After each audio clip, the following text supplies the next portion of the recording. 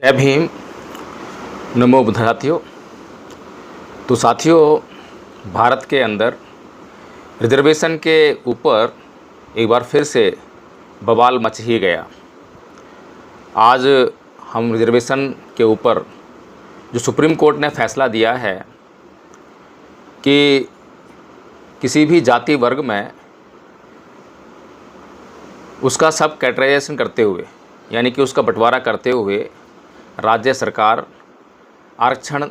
नीति लागू कर सकती है, आरक्षण दे सकती है। तो सबसे पहले तो हमें जानने की सबसे बड़ी ज़रूरत इस बात की है कि ये जो आरक्षण है, आरक्षण की व्यवस्था आखिर है क्यों। अगर इसका लिटरली साधारण सा जवाब देना चाहूँ तो इसका सिर्फ एक ही उत्तर है, वो है प्रतिनिधित्व के लिए। सरकारी नौकरियों में सभी जातियों को समान रूप से या समता के आधार पर प्रतिनिधित्व प्राप्त हो। सरकारी शिक्षा संस्थान में उनको पढ़ने के लिए समता के आधार पर मौके मिलें। राजनीति में प्रतिनिधित्व प्राप्त करने के लिए समता के आधार पर समुचित अवसर प्राप्त हों। आर्थिक आधार पर, सामाजिक आधार पर, शैक्षणिक आधार पर, इन आधारों पर समता के अनुरूप या समता को प्राप्त करने के लिए, या कहें कि सभी लोगों को समान करने के लिए जिन अवसरों की बात कही जाती है उसको आरक्षण की नीति कहते हैं। अब दूसरा प्रश्न यह उठता है कि क्या भारत में ऐसी परिस्थितियां हैं जिसके लिए ऐसी आरक्षण की नीति जो है बनाए जाने की आवश्यकता है। तो इसका उत्तर यह है कि निश्चित तौर पर भारत के अंदर ऐसी परिस्थितियां विद्यमान हैं जिसके कारण आरक्षण की व्यवस्था को लागू करके समता के माध्यम से समानता को हासिल करने का लक्ष्य बनाए जाने की भारी आवश्यकता है। ये विषमता कहाँ पर विद्यमान है, इस पर भी हमें नज़र डालने की ज़रूरत है। इस विषमता के ऊपर लगातार चर्चाएं होती रही हैं, लगातार लोगों ने बात कही हैं, और इस देश में, इस देश का संविधान लिखने वाले बाबा साहेब डॉक्टर भीमराव अंबेडकर इस देश की सामाजिक व्यवस्थाओं की पूरी तरह से जानकारी देते हुए साफ साफ कहते हैं कि भारत में हिंदुओं की जो सामाजिक व्यवस्था है, हिंदुओं की जो सामाजिक व्यवस्था जो कि उनके धर्म ग्रंथों में पाई जाती है, धर्म ग्रंथों के आधार पर तय होती है, उसके कारण भारत का समाज टूटने के लिए मजबूर हुआ, या कहें कि उसको तोड़ा गया। और जब भारत के समाज को, भारत के लोगों को बांटा गया, तोड़ा गया, तो उनके बीच में बहुत सारे ऐसे वर्ग पैदा हो गए, और इन वर्गों के बीच में आपस में कलह कलेश चलता रहा, लड़ाई झगड़ा चलता रहा। कभी किसी वर्ग ने किसी दूसरे वर्ग के ऊपर विजय हासिल कर ली तो उसके सारे साधन लूट लिए और वह वर्ग संपन्न हो गया, तो कभी दूसरा अन्य वर्ग इसी प्रकार करके वो संपन्न हो गया। इस प्रकार से भारत के अंदर हिंदुओं की जो धार्मिक व्यवस्था है उसने ऐसी गहन खाई, बहुत विशाल खाई उत्पन्न कर दी सामाजिक व्यवस्था में कि पिछले 77 सालों के आज़ादी के इतिहास के बाद भी, 77 सालों के संविधान लागू होने के बाद भी, आज भी हम इस पर चर्चा करने के लिए मजबूर हैं कि क्या भारत में आरक्षण व्यवस्था होनी चाहिए या नहीं होनी चाहिए। सुप्रीम कोर्ट आज 2024 में इस पर फैसला देने के लिए मजबूर है। तो ये जो कहें कि आरक्षण की जो व्यवस्था है इसका मूल क्या है, तो इसका एक ही उत्तर है, आरक्षण की व्यवस्था का जो मूल है वो हिंदुओं की धार्मिक व्यवस्था है। अब मैं तो इसे हिंदुओं की धार्मिक व्यवस्था नहीं कहूँगा, बल्कि हिंदुओं की अधार्मिक व्यवस्था कहूँगा। अगर हिंदुओं की कोई धार्मिक व्यवस्था होती तो निश्चित तौर पर भारत का समाज बंटता नहीं, भारत में गरीबी नहीं होती, भारत में किसी भी प्रकार की मजबूरी नहीं होती। लेकिन अगर भारत में आज गरीबी है, मजबूरी है, शोषण है, अत्याचार है, लूट खसोट है, नाना प्रकार की समस्याएं मौजूद हैं,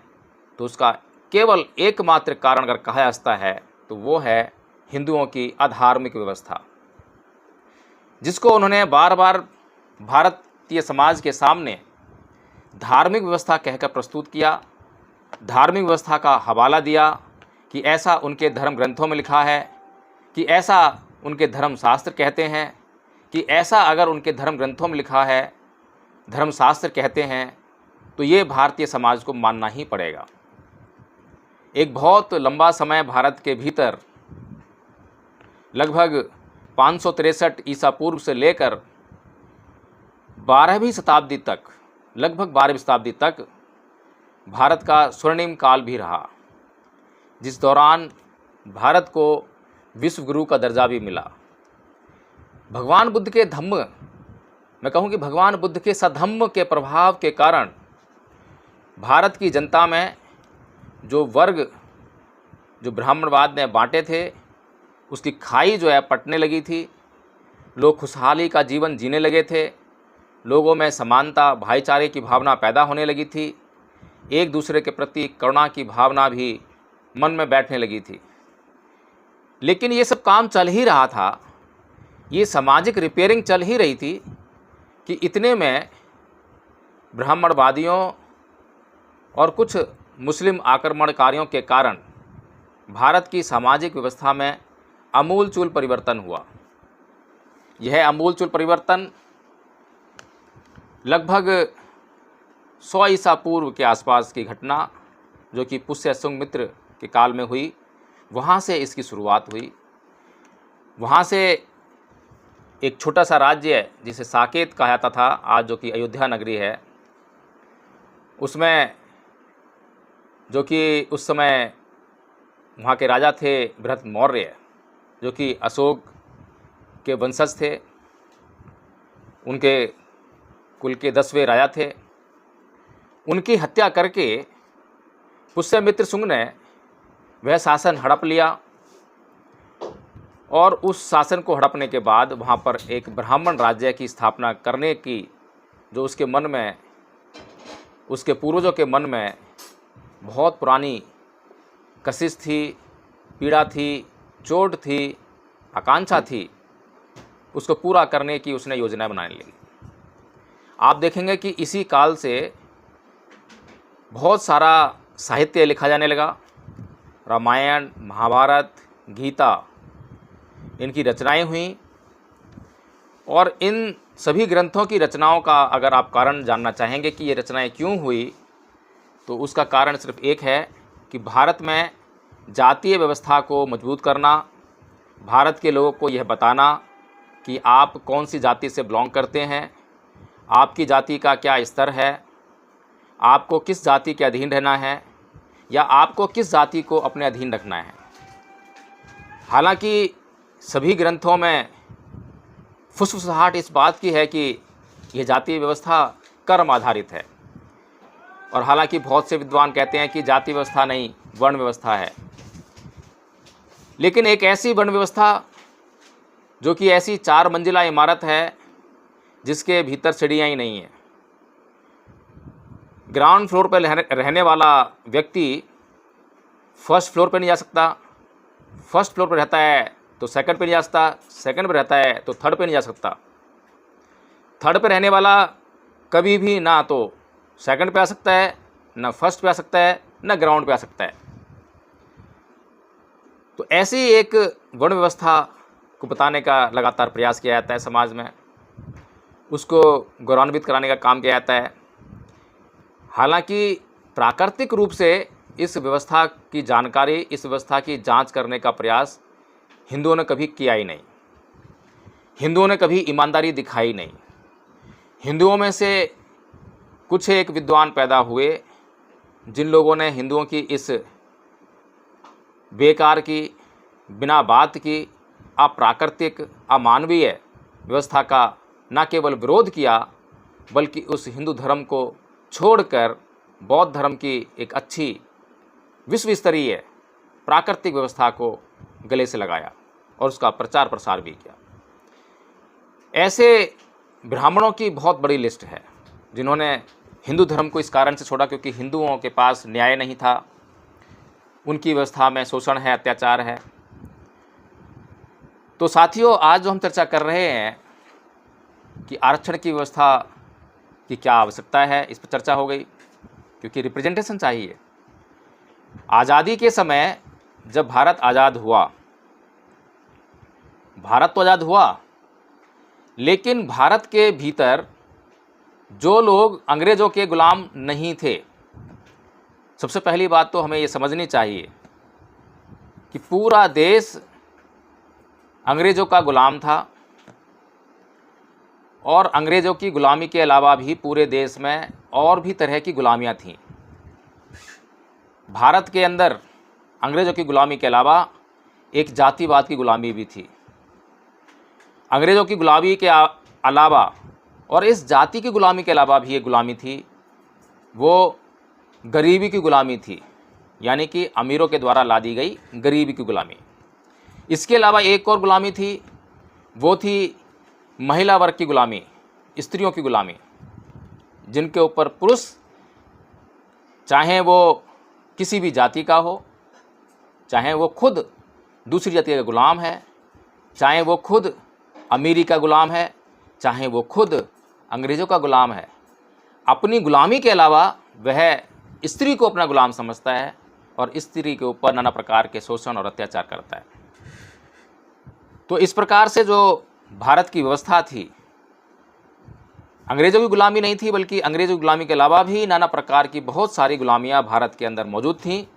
जब भारत को आज़ाद किया गया तो अंग्रेज़ों ने अपनी तरफ से ये प्रयास किया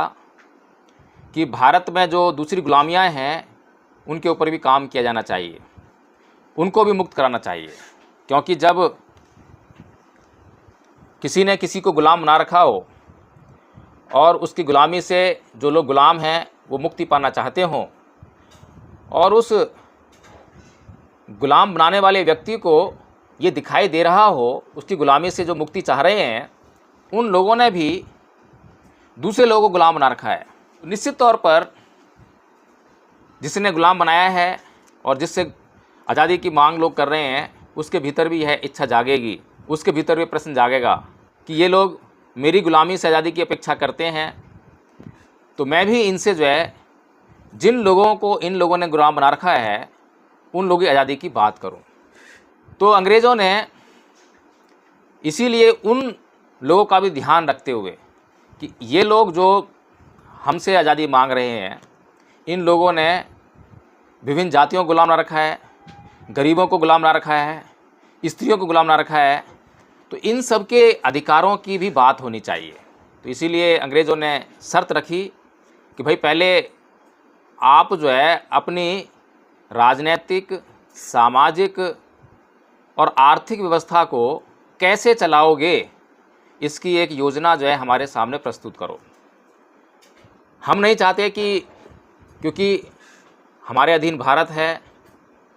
और जब हम भारत को छोड़ें तो भारत के किसी भी व्यक्ति के प्रति हमारे द्वारा तो अन्याय उनको महसूस नहीं होना चाहिए। जितना हो सके उतना तो हम न्याय करें। तो इसीलिए जब उन्होंने ये योजना की मांग की, यानी कि एक संविधान की मांग की कि आप एक संविधान बनाइए, क्योंकि संविधान के ज़रिए ही आप देश को चलाएंगे, उसके बगैर तो देश चलाने की कोई सूरत नहीं है। तो भारत का संविधान बनाने की जिम्मेदारी एक समिति को सौंपी गई और इस ड्राफ्टिंग कमेटी का चेयरमैन का जो पद है, इस संविधान सभा की प्रारूप समिति का जो अध्यक्ष का पद, वो भीमराव अंबेडकर को सौंपा गया, उनको ये कार्यभार सौंपा गया। हालांकि इस समिति का हवाला देते हुए बहुत सारे लोग ये कहते हैं कि संविधान का निर्माण तो एक सभा समिति ने किया था, बाबा साहेब डॉक्टर भीमराव अंबेडकर ने अकेले नहीं किया था। लेकिन ऐतिहासिक झरोके से इस बात के प्रमाण मिलते हैं, इस बात का पूरा ब्यौरा मिलता है कि जो सभा समिति में सदस्य थे उनकी स्थितियाँ और परिस्थितियाँ क्या थीं और उन्होंने उस संविधान को बनाने के लिए क्या कार्य किया। स्वयं संविधान सभा में सदन के समक्ष रखते हुए बाबा साहब डॉक्टर भीमराव अम्बेडकर ने जिन लोगों ने जितना कार्य किया उनके बारे में बताया, और संविधान सभा को भी इस बात का पूरा आभास था कि यह संविधान को बनाने का कार्य मुख्य रूप से बड़े पैमाने पर केवल और केवल बाबा साहब डॉक्टर भीमराव अम्बेडकर ने किया है। इसीलिए संविधान सभा के अनेक सदस्यों ने बाबा साहब डॉक्टर भीमराव अम्बेडकर की इस बारे में तारीफ़ की। उनकी मेहनत, उनके स्वास्थ्य के प्रतिकूल प्रभावों के बावजूद जो संविधान बनाया गया और जिस प्रकार का संविधान बनाया गया उसके लिए तारीफ़ की गई। परम पूज्य बाबा साहब डॉक्टर भीमराव अम्बेडकर ने भारत की सामाजिक, राजनीतिक और आर्थिक परिस्थितियों पर उस समय जो कि सबसे बड़ी ज़रूरत थी कि अंग्रेज़ों की गुलामी से भारत को आज़ाद कराना है। इसीलिए बाबा साहब डॉक्टर भीमराव अम्बेडकर ने अपनी जो सामाजिक समानता की जो मांगें थीं उन पर थोड़ा सा कॉम्प्रोमाइज़ किया, जो कि ये दर्शाता है कि बाबा साहब डॉक्टर भीमराव अम्बेडकर एक सच्चे देशभक्त थे, देश के सच्चे सपूत थे। अगर परम पूज्य बाबा साहब डॉक्टर भीमराव अम्बेडकर अपने समाज की आज़ादी की बात को लेकर वहाँ अड़ जाते और अपने लोगों के लिए जिस प्रकार से मुसलमानों के लिए पाकिस्तान की मांग उठी और गांधी एंड कंपनी ने उस मांग को स्वीकार कर लिया, मुसलमानों और हिंदुओं का जो भेद था आपस में वो तो कुछ भी नहीं था, उससे कहीं ज़्यादा गंभीर भेद अछूतों और सवर्णों के बीच में था। मुसलमान और हिंदू आपस में छुआछूत का भेदभाव नहीं करते थे, वो आपस में मिल बैठ सकते थे, खा पी सकते थे, आपस में शादी विवाह भी कर रहे थे। लेकिन जो भेद भारत की सामाजिक व्यवस्था में बहुत गहराई से था, जिसको कभी भी भरना संभव नहीं था, अगर उसकी बात परम पूज्य बाबा साहब doctor Bhimrao Ambedkar Gandhi and company के सामने करते, अंग्रेज़ों के सामने करते,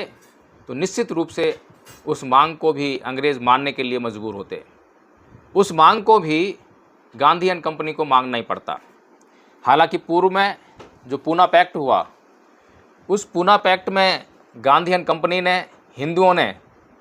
यह दर्शाने का कार्य किया, क्योंकि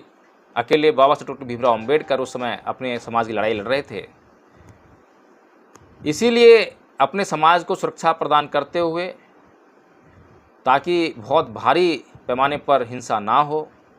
उस हिंसा में उनके लोग ना मारे जाएं, उनकी बहन बेटियों की आबरू की रक्षा हो सके, इसलिए उन्होंने एक उचित निर्णय लेते हुए पूना पैक्ट किया था।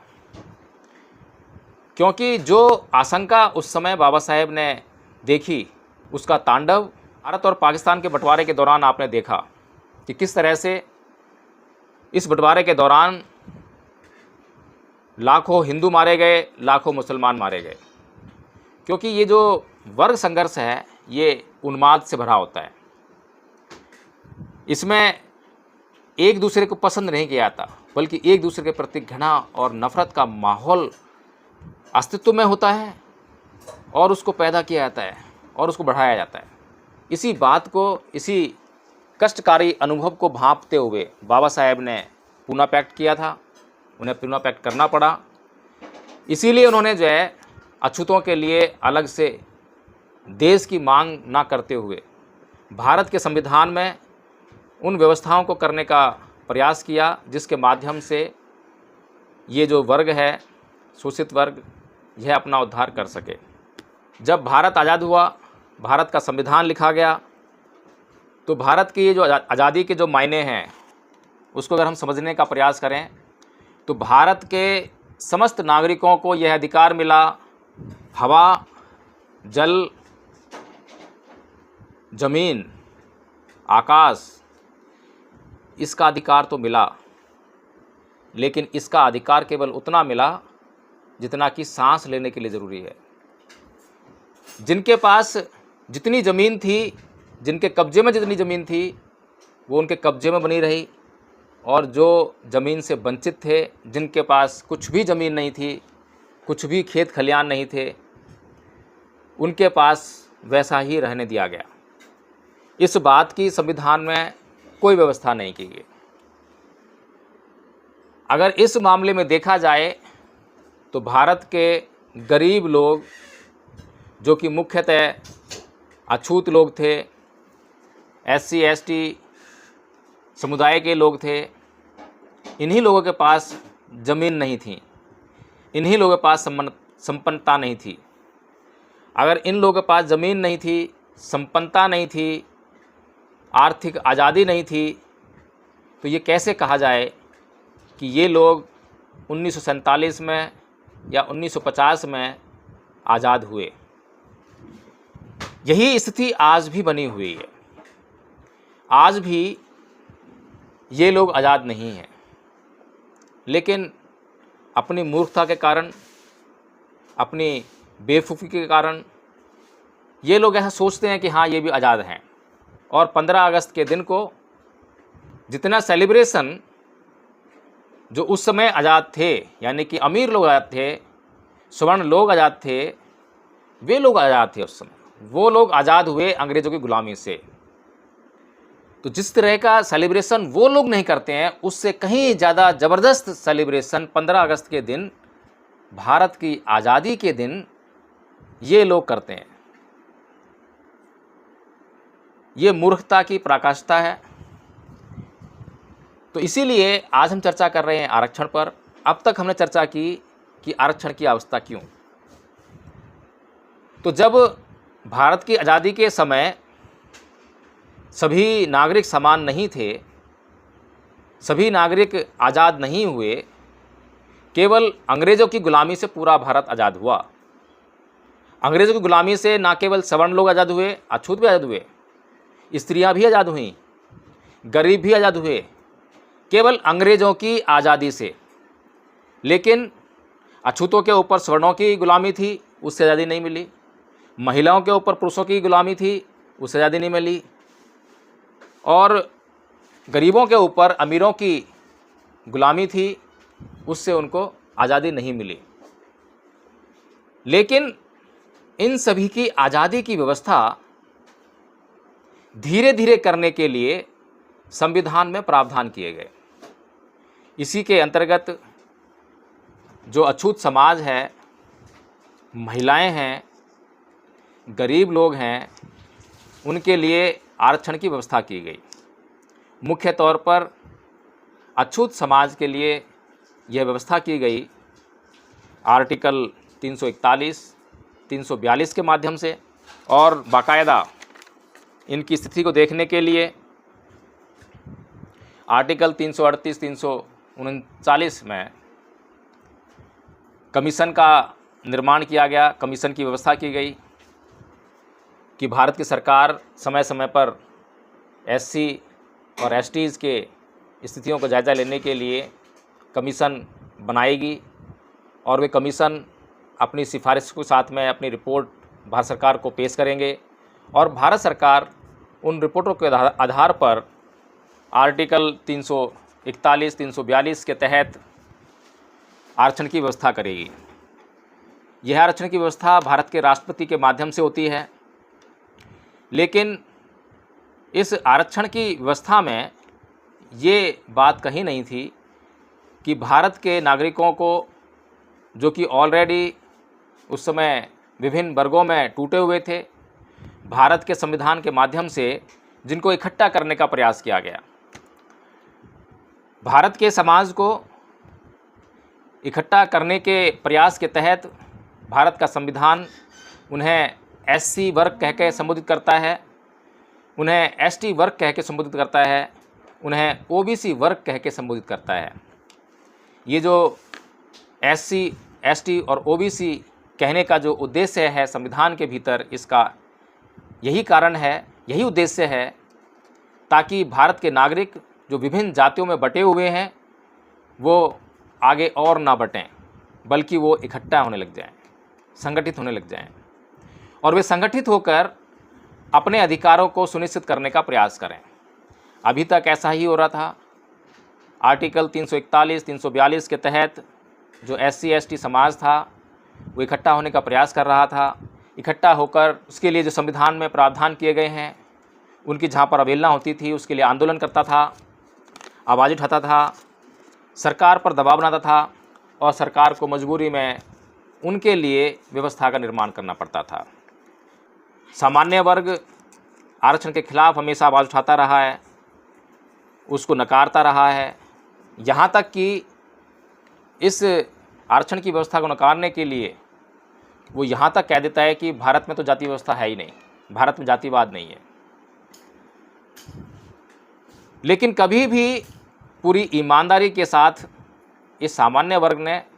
इस अगड़ा वर्ग ने अपने गलेमान में झांकने का काम नहीं किया, अपने आप से ईमानदारी से एक सवाल नहीं किया कि क्या वास्तव में भारत के अंदर जो सामाजिक परिस्थितियां हैं उसमें जातिवाद है या नहीं है। और जातिवाद है, जातिवाद की घटनाएं हो रही हैं, जातिवाद के आधार पर शोषण अत्याचार हो रहा है और ये कितनी लंबी गुलामी है। इस वर्ग को जानबूझकर एक षड्यंत्र के तहत शिक्षा हासिल करने से रोका गया। साफ साफ धर्म ग्रंथों में आज भी पढ़ सकते हैं, ये अगड़ा वर्ग के लोग, सामान्य वर्ग के लोग पढ़ सकते हैं, लेकिन पढ़ते नहीं हैं, पढ़ना चाहते नहीं हैं, क्योंकि इनकी अपनी एक अवधारणा है, इनकी एक अपनी सोच बन चुकी है, उसके विपरीत जाना नहीं चाहते। जो जिस वर्ग को पढ़ने लिखने से वंचित कर दिया गया, धन कमाने से वंचित कर दिया गया, और ये कोई 1 साल के लिए या 10 साल के लिए या 100 साल के लिए नहीं, हजारों सालों तक लगातार उन पर यह अत्याचार और शोषण होता रहा। हजारों साल तक उनको मानवीय अधिकारों से वंचित रखा गया। तो ऐसे समुदाय को, ऐसे वर्ग को अगर उनकी रक्षा के लिए, उनके समुचित विकास के लिए भारत का संविधान आरक्षण की व्यवस्था करता है, तो उस पर अगड़ा वर्ग के लोगों को, सामान्य वर्ग के लोगों को आपत्ति क्यों होती है? क्या उनके अधिकारों को छीना जा रहा है? अगर वास्तव में उनके अधिकार छीने जा रहे हैं तब भी एक बात समझ में आती है कि हाँ, ऐसा वो विरोध कर सकते हैं। लेकिन असली बात तो ये है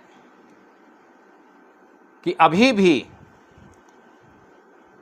ये जो अगड़ा वर्ग है, सामान्य वर्ग है, ये जो अछूत वर्ग जिसे कहते हैं, SC/ST जो समाज है, इसके साथ में आज भी भेदभाव कर ही नहीं रहा है, बल्कि उसके अधिकारों पर ऐश मौज कर रहा है। आज भी अगर आंकड़े उठाकर देखें तो इस देश का उद्योग किसके हाथ में है, इस देश का प्रशासन किसके हाथ में है, इस देश की नौकरियां किसके हाथ में हैं, इस देश की राजनीतिक सत्ता किसके हाथ में है। ये सभी बातें जब आंकड़ों के माध्यम से हम विचार करें इन पर, तो हमें साफ साफ सारा दृश्य बिल्कुल स्पष्ट होने लगता है कि अभी भी एक बहुत बड़ा वर्ग भारत में मानव कहलाने लायक स्थिति में नहीं आ पाया है। इस पर अगड़ा वर्ग को, सामान्य वर्ग को शर्मिंदा होना चाहिए कि वो अपने आप को सामान्य कहता है, अगड़ा कहता है, बड़ा कहता है, तो यह उसका कर्तव्य होना चाहिए कि अपने छोटे भाई को या जो उनसे नीचे स्तर पर हैं उनको हाथ बढ़ाकर उनको आगे लाने का काम करे, उनको सपोर्ट देने का काम करे। ऐसा करने के बजाय आरक्षण की केवल आलोचना करना, ये बहुत ही दुखदायी है। तो अब जब हमने आरक्षण को अच्छी तरह समझ लिया है, तो जो आज भारत के सुप्रीम कोर्ट ने जो व्यवस्था दी है, 2004 में पंजाब सरकार के द्वारा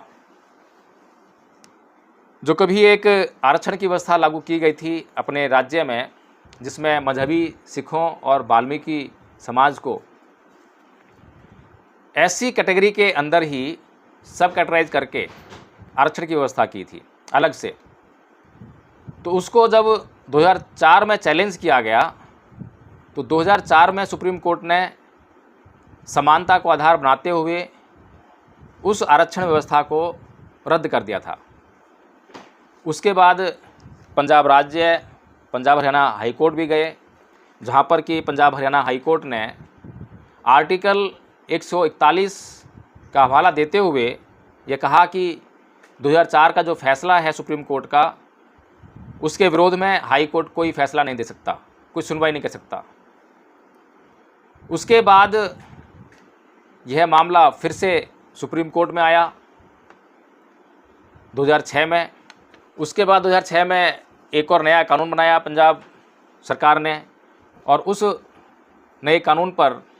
एक बार फिर से सुप्रीम कोर्ट में याचिकाएं आईं, जिसकी सुनवाई के लिए सुप्रीम कोर्ट बैठा। और अभी जो निर्णय सुप्रीम कोर्ट ने दिया है आरक्षण के ऊपर, उसमें जो 2004 में सुप्रीम कोर्ट की जो 5 जजों की जो बेंच थी, उसको 7 जजों की बेंच ने पलटते हुए यह निर्णय दिया कि अब SC ST समुदाय के लिए जो आरक्षण की व्यवस्था है उसमें सब कैटेगराइजेशन किया जाता है।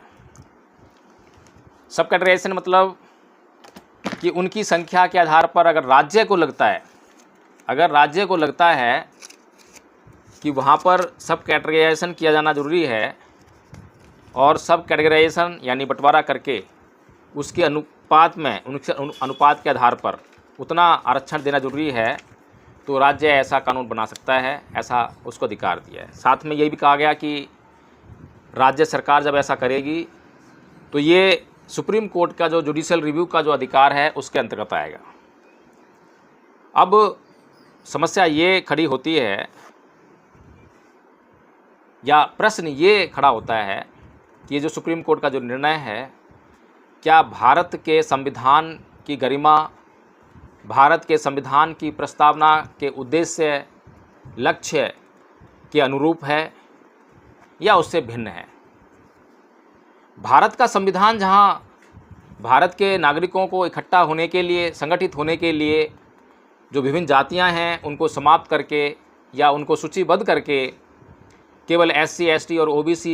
कहकर संबोधित करता है, वहीं पर अब सुप्रीम कोर्ट ने यह व्यवस्था कर दी है कि अब फिर से जिसको SC कहा गया तो उसको SC के अलावा वाल्मीकि, जाटव, चमार, मेघवाल, रैगर, खटीक ये कहकर जो है संबोधित किया जाए, और इसके आधार पर आरक्षण की व्यवस्था भी की जाए। अभी तक भी जो भारत के संविधान की जो भावना थी कि भारत के नागरिकों को इकट्ठा किया जाए, संगठित किया जाए, उनमें एकता की भावना को पैदा किया जाए, जो उनके बीच में जातिवाद की, असमानता की जो भावना थी उसको ख़त्म किया जाए, तो जब रिजर्वेशन के लिए जो सर्टिफिकेट की आवश्यकता पड़ती है, उस सर्टिफिकेट पर केवल SC लिखकर सरकारें जो हैं सर्टिफिकेट इशू नहीं करती थीं, बल्कि SC के साथ में जो जाति है, चमार जाति है, जाटव है, वाल्मीकि है, रैगर है, खटीक है, उस जाति का नाम लिखकर उस सर्टिफिकेट को इशू करती थी, जो कि उस व्यक्ति जिसके लिए सर्टिफिकेट इशू किया गया है उसके लिए वो एक जो विशिष्ट पहचान जिसको समाप्त करने का काम संविधान में किया गया, तो वो काम जो जारी रहा। लेकिन अब और भी भयंकर स्थिति जो है सुप्रीम कोर्ट ने पैदा कर दी है कि अब जो मनुवादी सरकारें हैं, जो हिंदू धर्म के आधार पर मनुस्मृति को इस देश में लागू करना चाहती हैं, मनुस्मृति को लागू करके वो एक समाज का शोषण करना चाहती हैं, उसको हमेशा के लिए साधनों से, संसाधनों से वंचित रखना चाहती हैं, उन्हें अपना गुलाम बनाए रखना चाहती हैं, तो उनके लिए अब रास्ते खुल गए हैं। अब अगर अनुसूचित जाति में 50 जातियां शामिल हैं तो 50 जगह आवाज़ उठेगी, 50 जगह आंदोलन चलेंगे, और हर एक आंदोलन उसी SC की दूसरी जाति के खिलाफ आंदोलन चल रहा होगा। दोनों जातियों के बीच में द्वेष, घृणा का माहौल पैदा होगा, प्रतिशोध का माहौल पैदा होगा। इतना भयंकर मामला जो है सुप्रीम कोर्ट ने अपने इस निर्णय के माध्यम से दे दिया है। सुप्रीम कोर्ट ने भारत के केंद्र सरकार जो कि मनुवादी सरकार है, जो कि उसकी नीति रही है फूट डालो और राज करो, इसी नीति को इम्प्लीमेंट करने का यहाँ पर प्रयास किया है। भारत सरकार कोई भी कानून बनाती है उसके खिलाफ लोग आवाज़ उठा सकते हैं, लोगों के प्रतिनिधि संसद में बैठते हैं, उन पर दबाव बना सकते हैं और वे उस कानून को बदलवा सकते हैं। यहाँ पर गौर करने वाली बात यह है कि जो भारत की संसद है, केवल उसको ही भारत के लोगों के लिए कानून बनाने का अधिकार है। भारत की संसद जो भी कानून बनाती है उसका आधार संविधान होता है। संविधान की भावना, संविधान के प्रावधान, संविधान की प्रस्तावना, संविधान का लक्ष्य, संविधान संसद के द्वारा बनाए जाने वाले कानूनों का आधार होते हैं। सुप्रीम कोर्ट की जो व्यवस्था संविधान के अंतर्गत की गई है वो संविधान के रक्षक के तौर पे की गई है। यदि संसद कानून बनाते समय संविधान के प्रावधानों का उल्लंघन कर रही हो, संविधान की मर्यादा को तोड़ रही हो, संविधान की प्रस्तावना में निर्धारित लक्ष्य व उद्देश्यों की अवहेलना कर रही हो या उनके विपरीत जाकर कानून बना रही हो, तो उसको देखने का काम भारत का सुप्रीम कोर्ट करता है। भारत के सुप्रीम कोर्ट को संविधान की रक्षा में तैनात किया गया है। लेकिन जिस प्रकार से यह जो निर्णय सुप्रीम कोर्ट ने दिया है, इससे एक बात यह समझ में आती है कि जो अधिकार आर्टिकल 341, 342 के माध्यम से भारत के राष्ट्रपति को दिया गया, भारत की सरकार को दिया गया, अनुसूचित जाति और जनजातियों के लिए कानून बनाने का अधिकार, उसमें सुप्रीम कोर्ट ने इंटरफेयर किया है। हस्तक्षेप करके न केवल संसद के उस अधिकार पर प्रहार किया है, बल्कि जिस बात के लिए सुप्रीम कोर्ट की तैनाती की गई है, यानी संविधान की रक्षा के लिए, उस रक्षा को स्वयं से ही उसने तार तार कर दिया है। उसने खुद से ही संविधान के ऊपर प्रहार करना शुरू कर दिया है। संविधान की मूल भावना कि भारत के लोग संगठित रहें, यह देश एकता के सूत्र में पिरोया जा सके, यह देश अखंड रहे, इसको तोड़ने का काम भारत की संसद ने नहीं बल्कि भारत के सुप्रीम कोर्ट ने किया है। ये सब categorization of reservation in categories का जो मामला है, ये मामूली मामला नहीं है।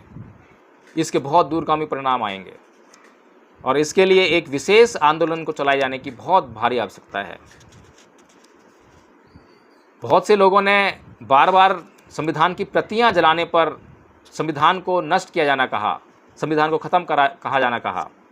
मैं यहाँ पर कहता हूँ कि संविधान की प्रतियां जलाने से संविधान नष्ट नहीं होता, लेकिन संविधान के प्रावधानों, संविधान की मूल भावना, संविधान की प्रस्तावना में लिखे गए उद्देश्यों और लक्ष्यों को न मानना या उसके विपरीत कार्य करना, उसके विपरीत सुप्रीम कोर्ट का निर्णय देना, उसके विपरीत संसद द्वारा कानून बनाना, इन सब बातों से भारत का संविधान नष्ट होता है। भारत के लोगों को आज संगठित होकर, इकट्ठे होकर इस बात की आवश्यकता है कि आज भारत के संविधान को बचाने का वह महत्वकारी काम करें, अन्यथा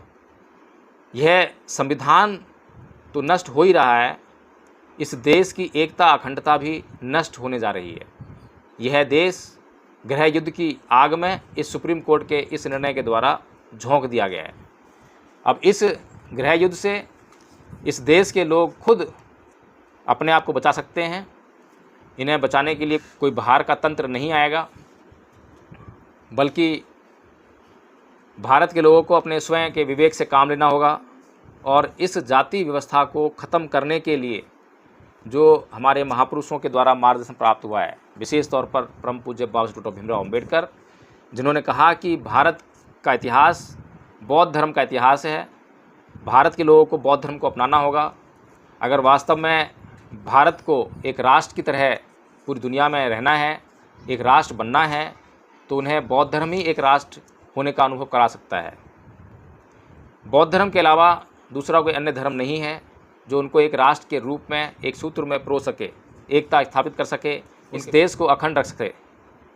इसीलिए साथियों, मैं पुनः यही निवेदन करूंगा। मैं यह नहीं कहूँगा कि मेरे कहने से आप जो है बौद्ध धर्म को अपना लीजिए, लेकिन मैं यह ज़रूर कहूँगा कि बौद्ध धर्म को आप समझने का प्रयास कीजिए। ज्यों ही आप इसको समझने का प्रयास करेंगे, निश्चित रूप से आप बौद्ध धर्म की तरफ अग्रसर हो जाएंगे। और बौद्ध धर्म को अपनाना प्राकृतिक धर्म को अपनाना है। इसमें किसी प्रकार का कोई ऐसा रूल, कोई ऐसा नियम नहीं है जो आपको दूसरे लोगों से बांटता हो, दूसरे लोगों से अलग करता हो। हाँ, एक चीज़ तो है, एक नियम तो है, वो है अच्छे और बुरे का नियम, जो हमेशा से रहा है। आप अच्छे हैं या बुरे हैं, इसकी वैचारिकी आपके भीतर वो पैदा कर देगा, बता देगा कि आपका जो कर्म है, आपकी जो एक्टिविटीज़ हैं वो सही हैं या गलत हैं। केवल यही हमारा आधार होना चाहिए, इसके अलावा दूसरा कोई नियम, कोई आधार हमारे बीच में नहीं होना चाहिए। यदि आपको यह वीडियो पसंद आया हो तो इसे लाइक करें, इसको शेयर अवश्य करें और मुझे बताएं कमेंट के माध्यम से कि इस वीडियो में आपको क्या अच्छा लगा और किस प्रकार और भी इस वीडियो को अच्छा बनाया जा सकता था। जय भीम, नमो बुद्धाय।